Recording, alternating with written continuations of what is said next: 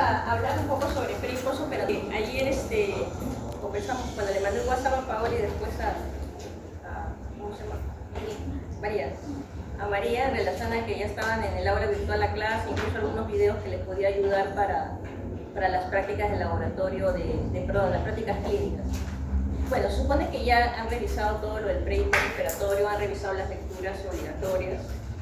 En relación a eso vamos a decir algunas cosas muy puntuales de la clase y por ahí algún caso. ¿Okay? Bueno, este es el plan de clase, hemos comenzado ya con el pre-test, después va a haber objetivos de la clase, bueno, el caso clínico, vamos a conversar sobre el preoperatorio, la evaluación del mismo, el postoperatorio y entramos a algún caso clínico que nos pudiera llamar la atención. Bueno, solamente repasando a manera de las preguntas del pre-test, la cirugía de catarata, ¿qué riesgo es? Paciente varón, 60 años, diabetes mellitus descompensada, asa 3. Esto ya lo han visto en anestesia, ¿no es cierto? No, sí, si fuera emergencia, si fuera una cirugía de emergencia por una hernioplastia, o sea, es una hernia umbilical estrangulada y voy a hacer una resección y anastomosis, voy a programar al paciente de emergencia. ¿Sería igual? ¿Asa 2? Asa 2, muy bien. Pregunto, porque la vez pasada me reclamaron, doctora, ¿por qué me han puesto 0? ¿Está aquí? Si yo opero a un paciente de emergencia, le tengo que poner el sufijo E. O sea, si es un asa 1, asa 2, asa 3, el que fea, tengo que poner E al final. Asa E, asa 1E, asa 2E, todo lo que sea programado de emergencia tiene que agregar la E de emergencia. No, que en este caso esta es una programada, ¿no? Por eso es una hernioplastia umbilical. Si fuera de emergencia, yo estaría pensando de repente en una hernia umbilical estrangulada o encarcerada, y por eso entro en emergencia, ¿no es cierto? Una cirugía de emergencia. Bien, la causa más probable de fiebre en el postoperatorio 1 de una apendicitis aguda suturada, ¿cuál es? Neumonía de pirógeno citógeno, es la primera causa, la causa más probable. Neumonía más se va a partir del segundo día, ¿no? Pudiéramos tener atelectasia de repente, pero lo más probable o la causa más frecuente es un pirógeno citógeno.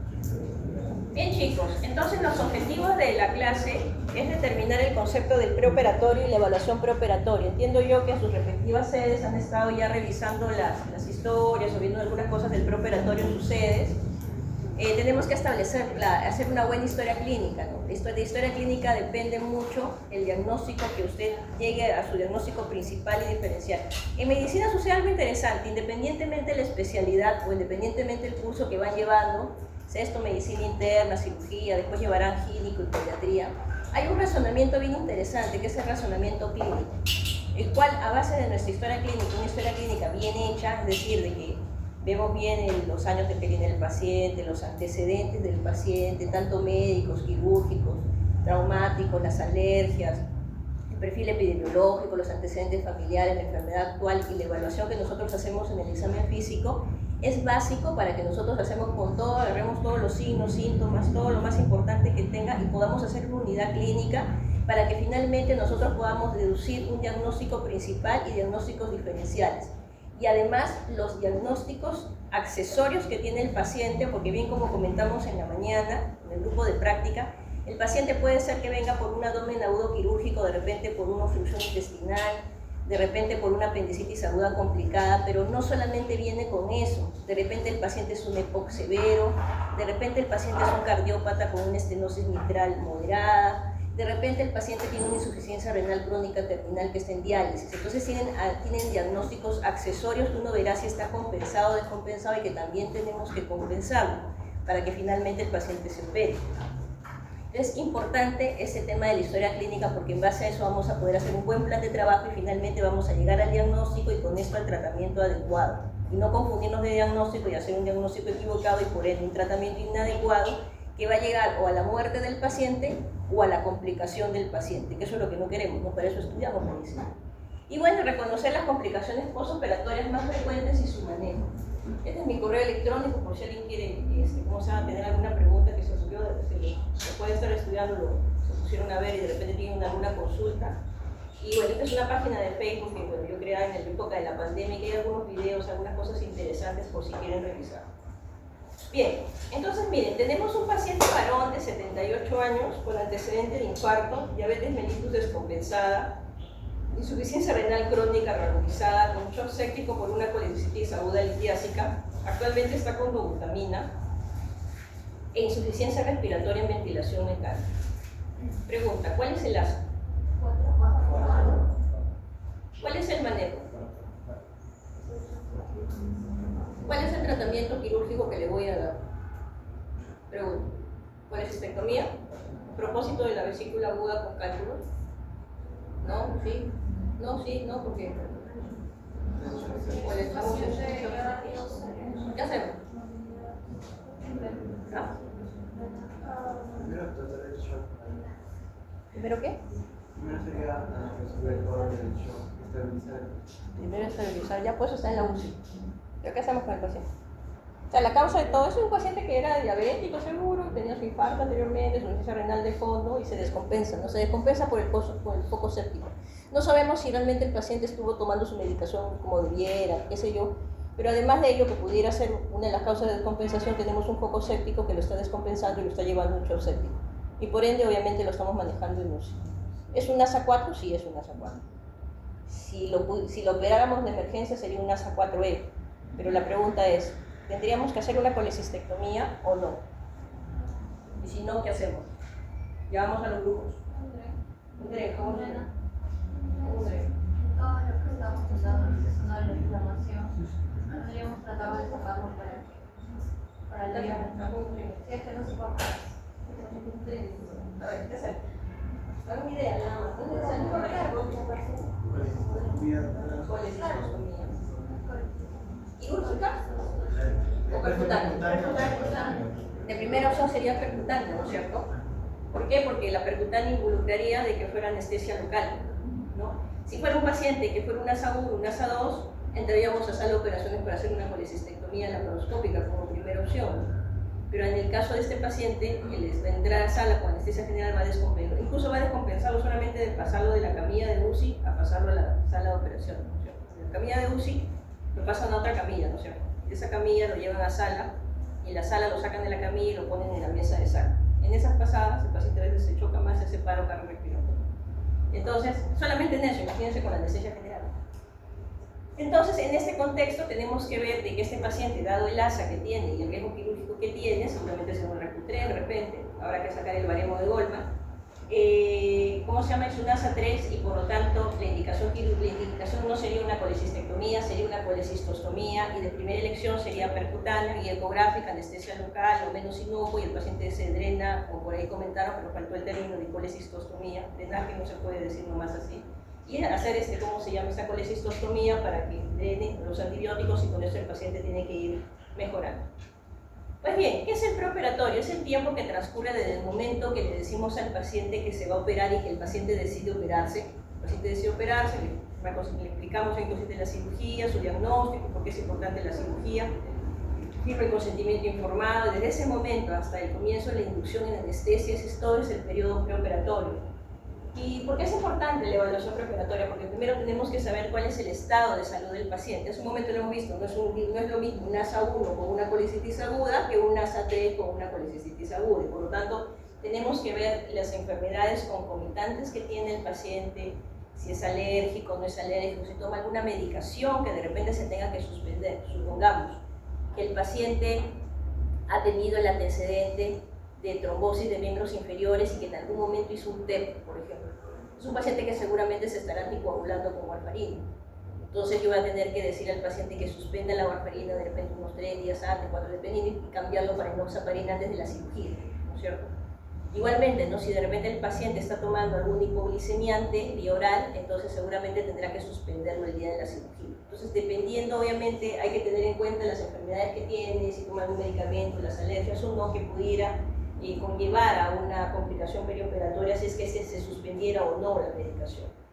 Y evidentemente nos va a servir también para poder mejorar en algo o estabilizar en algo al paciente antes lo mejor posible para que entre a sala de operación. En una cirugía electiva es más fácil porque tenemos un tiempo prudencial en poder de repente mejorar su estado general. Por ejemplo, de repente el paciente tiene una bradicardia importante, algún tipo de arritmia, y yo lo voy a operar de repente de vamos a lo mismo, una colistectomía laparoscópica por una litiasis vesicular. Y el paciente, de repente en esta arritmia que tiene, le encuentro que tiene más bradicardia y de repente hay un problema en el seno y de repente yo necesito, lo ve el cardiólogo y el cardiólogo dice que necesito un marcapaso. Entonces voy a tener, como es una cirugía electiva, voy a tener el tiempo para que el paciente lo vea el cardiólogo, determine todos sus exámenes, el Holter, lo que pueda ser el test de esfuerzo, qué sé yo, para que finalmente le coloque el implante, el marcapaso, para que finalmente yo lo pueda operar de la vesícula. Entonces, cuando la cirugía es selectiva, te da más chance a poder estabilizar mejor al paciente para que ingrese a sala de operaciones en las mejores condiciones dentro de lo que se puede. Diferente a un paciente de emergencia, que voy a tener que compensarlo muy rápido seguramente. En algunos casos pudiera ser que se difiera el procedimiento quirúrgico de emergencia, en algunos casos no, y se va a tener que entrar con todos los riesgos posibles, ¿no? Por ejemplo, si el paciente es anticoagulado, tendré que ponerle plasma, tendré que ponerle crioprecipitado, de repente como están sus plaquetas, en vez de tener que ponerle plaquetas, qué sé yo, para que mejore su coagulación. No vamos a hacerlo, no vamos a quitarle 3 días antes y le vamos a poner enoxaparina y todo, no. Hay que hacerlo mucho más rápido para que finalmente el paciente se compense dentro de lo que se pueda compensar y disminuya la probabilidad de complicaciones y mortalidad en el perioperatorio. Entonces, la valoración preoperatoria es el mejor predictor de morbo y mortalidad perioperatoria y evidentemente es la morbo y mortalidad de una paciente, aparentemente un ASA1, por ejemplo, como en el caso de esta señorita, va a estar bien, seguramente la posibilidad de mortalidad es de 0.05%, 7%. Diferente a aquel paciente de repente con EPOC, ¿no? Que necesita oxígeno dependiente, no sabemos si tiene algún problema cardíaco adicionalmente, aparte de la edad, y evidentemente en ambos pacientes, obviamente este paciente tiene la posibilidad de complicarse mucho menor que este paciente de aquí, y ya estaríamos hablando incluso de un ASA 3 probablemente. ¿Cuáles son los objetivos del preoperatorio? En primer lugar, evitar y reducir la morbo y mortalidad perioperatoria. 2, facilita la recuperación. Si el paciente entra más compensado a sala de operaciones, su recuperación va a ser mejor. Si yo mejoro su estado de repente nutricional, su estado de repente si es diabético, de repente las hiperglicemias marcadas que tiene, la posibilidad de infecciones van a ser menos, la posibilidad de licencias anastomosis van a ser menos y por lo tanto la recuperación va a ser mucho más rápida del paciente. Evidentemente que si yo tengo y compenso durante este preoperatorio, uno de los objetivos del preoperatorio va a ser una recuperación rápida, no tanto de la vida de actividad laboral como su actividad familiar o personal del paciente, porque evidentemente va a estar menos tiempo hospitalizado y va a salir de alta rápido, ¿no? Y lo otro es importante el tema de los costos hospitalarios, ¿no? Tengo que tener una mayor eficiencia, una mayor calidad, disminuyendo también los costos, mejorando todo ese preoperatorio. ¿Por qué? Porque si yo hago un buen preoperatorio, significa que el paciente se va a complicar menos y por ende se va a quedar menos días hospitalizados en el postoperatorio. Por lo tanto, disminuyó costos. Y eso es importante en nuestros hospitales, no solamente en nuestros hospitales que a veces falta logística, sino en general en todos los hospitales del mundo. Entonces, de ahí la importancia de este preoperatorio. Y este preoperatorio, usualmente, aparte obviamente que el cirujano va a solicitar las interconsultas, usualmente lo va a ver el cardiólogo y el anestesiólogo en este preoperatorio en la mayoría de pacientes. Menores de 60 años sin, digamos, patología cardíaca, a veces lo ve el médico internista, en algunos hospitales lo sigue viendo el médico internista, en el hospital que es Revaliati no lo ve cardiología siempre, pero siempre mayores de 60 años tiene que verlo el cardiólogo e incluso el neumólogo. O sea, por ejemplo, cada hospital, en el hospital que usted esté, o sea, de repente en el María Auxiliadora, de repente en la VAP, qué sé yo, van a tener un protocolo de preoperatorio. Y uno tiene que trabajar en base a ese protocolo. Entonces significa que cuando uno llega a un hospital determinado a trabajar, uno tiene que preguntar por ese protocolo del preoperatorio. Y en base a eso uno tiene que trabajar. ¿Okay? En el caso de un Revaliati, mayores de 60 años, cardio y neumo, riesgo quirúrgico, menores de 60, igual solamente cardiología lo está viendo actualmente, ¿no? Y en casos de emergencia, incluso el mismo médico de medicina lo puede ver para los riesgos quirúrgicos, ¿no? Y el anestesiólogo siempre va a dar una visita preoperatoria, sobre todo cuando la cirugía es selectiva. Y pudiéramos necesitar de otro especialista para indicaciones perioperatorias en el caso de que el paciente sea un paciente renal, ¿no? Se dializa, necesita que lo vea el nefrólogo para que nos dé indicaciones pre-, intra- y postoperatorias. De repente el paciente es un paciente consumidor de corticoides por un problema reumatológico de repente. Entonces igualmente tendrá que verlo el reumatólogo para indicar indicaciones de justamente de colocar una dosis de corticoides tanto en el perioperatorio como en el postoperatorio y después bajando la dosis de los corticoides. Si de repente el paciente tiene enfermedad de von Willebrand, entonces tendrá que verlo el hematólogo para que justamente dé las indicaciones y seguramente tendremos que pasar el factor de von Willebrand antes, durante y después de la cirugía. Entonces, todo aquel especialista que tenga relación a alguna comorbilidad anexa a la cirugía que se va a realizar, pues tenemos que solicitar una evaluación. En relación a la evaluación preoperatoria, tenemos que tener en cuenta todos estos 9 puntos. Primero, definir si la cirugía es emergencia o electiva, ¿no? Segundo, la buena historia clínica que ya hemos comentado. Importante ver todo lo que ustedes han hecho en medicina 1 y medicina 2, tienen que ponerlo en práctica acá, ¿no? Ver si hay alergias, si hay antecedentes patológicos, si hay antecedentes quirúrgicos. ¿Por qué es importante el tema de los antecedentes patológicos? Porque nos da la comorbilidad del paciente. Las alergias, porque obviamente si le hizo alergias a un determinado fármaco no le podemos volver a dar esos medicamentos en el perioperatorio. Antecedentes quirúrgicos, ¿no? Tener en cuenta esto para elegir de repente el tipo de cirugía. Por ejemplo, si el paciente de repente ha sido operado de un trauma abdominal y reingresó varias veces en sala de operaciones, entonces significa que la posibilidad de adherencias es importante, 1. Y 2, en este paciente seguramente no entraremos para la laparoscopia, en una siguiente cirugía, tendremos seguramente que decidir una cirugía abierta. Entonces, incluso hasta para el tema de la decisión quirúrgica y el tipo de cirugía que vamos a utilizar, vamos a necesitar justamente de todo lo que nos dice la historia clínica. La medicación actual y los suplementos nutricionales, ¿no? Ver también el estado nutricional del paciente, ¿no? De repente necesita nutrición perioperatoria o no. La medicación actual, ¿no? De repente el paciente recibe un antihipertensivo diario y al antihipertensivo sí hay que darlo el día de la cirugía necesariamente. El antihipertensivo sí no se suspende, a diferencia del antidiabético oral, que si lo suspendemos el día de la cirugía, le damos suero con dextrosa y insulinas a escala móvil o algunos tipos de insulina perfusión, dependiendo del manejo que nos indique el endocrinólogo. Bueno, algunos factores asociados, todo el tema de los antecedentes cardíacos, respiratorios, hemostáticos, posibilidad de embarazo del paciente, ¿no? También igualmente indagar mucho en esa esfera ginecológica, ¿no? Del paciente, ¿no? Su fecha de última regla, si el paciente está gestando o no, porque igualmente en base a eso tendremos que ver si al paciente lo operamos o no, si es una electiva o si es una emergencia. Igualmente tenemos que tomar en cuenta de repente para la cantidad de exámenes que vamos a pedir, ¿no? Por ejemplo, si yo sospecho en una apendicitis aguda,